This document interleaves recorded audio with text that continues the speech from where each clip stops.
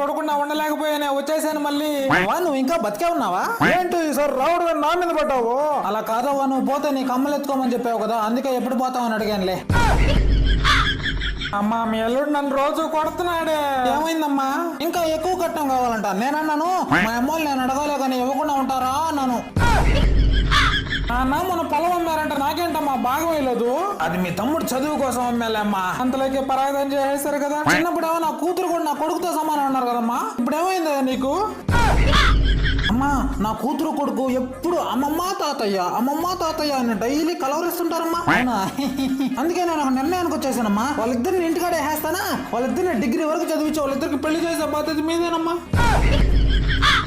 అరే మీ అందరిని వదిలి వెళ్ళాలంటే నాకు అదోలా ఉందిరా. ఏంటక్క ఇంకో 4 సంచులు ఎత్తుకోబాకపోయినావా? అరే నువ్వు ప్రతిసారి ఎక్కువ మాట్లాడుతున్నావు, ఈసారి ఈ విమానం అయిపోద్ది. అరే తమ్ముడు మొన్న తీసుకోపోయాను కదా షర్టు భలే నచ్చిందిరా మీ బావకి.